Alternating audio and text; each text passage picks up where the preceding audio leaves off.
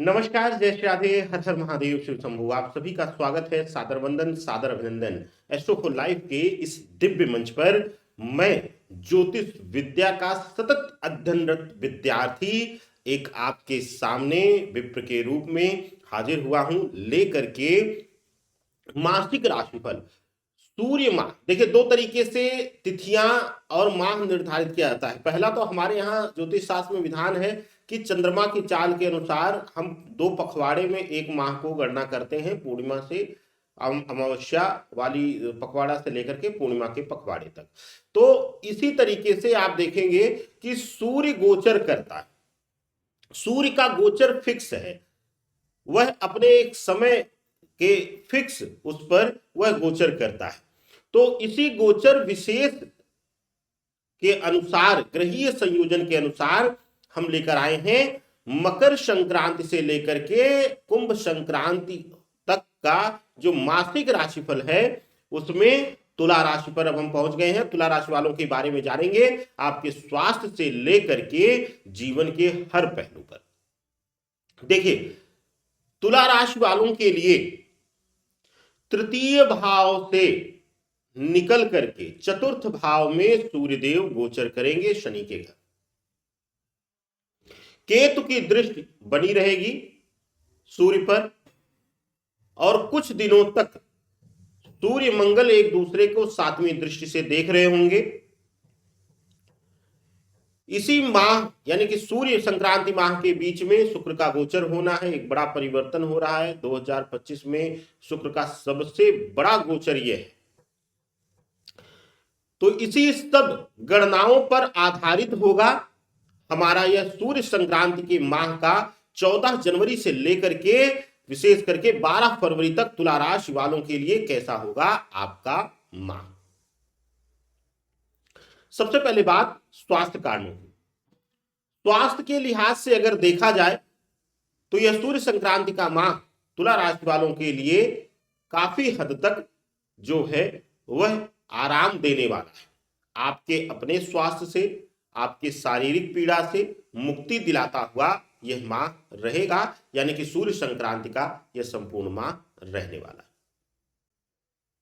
लेकिन इसके साथ ही अगर देखा जाए तो माता के स्वास्थ्य से कुछ परेशानी होती हुई दिखाई दे रही है। कुछ छोटी मोटी स्वास्थ्य समस्याएं हो सकती हैं। इस माह में आपको बहुत ज्यादा अगर जरूरी ना हो तो यात्राओं को टाल दीजिए, आपके लिए बेहतर होगा, चाहे जिस भी मार्ग से आप यात्रा कर रहे। बात होगी अब तुला राशि वालों के लिए इनके नौकरी पेशा और रोजगार के लिए, यानी कि व्यापार के लिए। तुला राशि के जातकों के लिए, नौकरी पेशा लोगों के लिए देखा जाए तो इस माह कार्य का भार बढ़ने से मानसिक रूप से उलझे हुए रहेंगे, और विशेष करके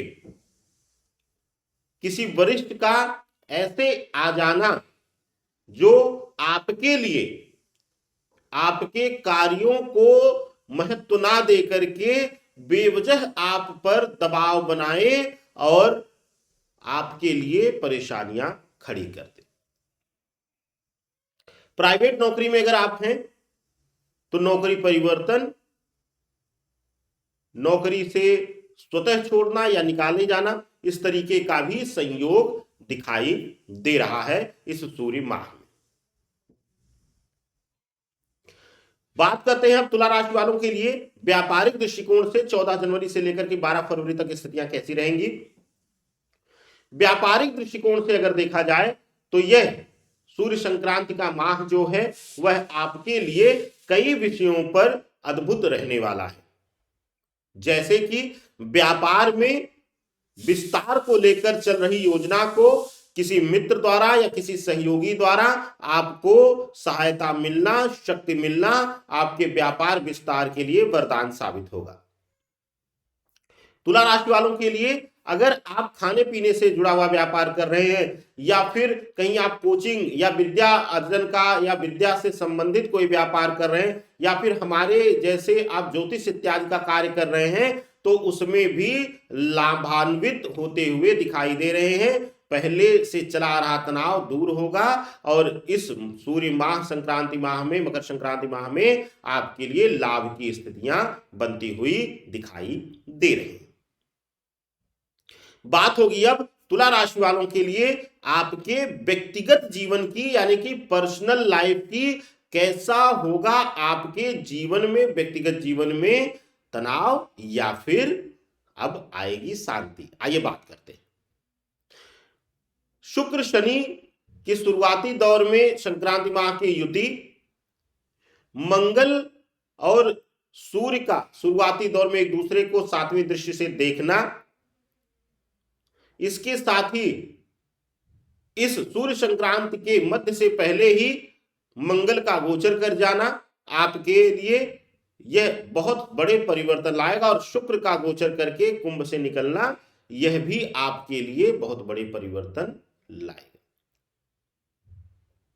शुरुआती दौर में देखा जाए तो संबंधों में जो है वह मिठास बनी रहेगी, शुभता बनी रहेगी, एक दूसरे को सम्मान देंगे, एक दूसरे के लिए, एक दूसरे की जरूरतों का आप ख्याल करते हुए आगे बढ़ेंगे, चाहे वह माता पिता हो, चाहे भाई बहन हो, चाहे पति पत्नी के संबंध।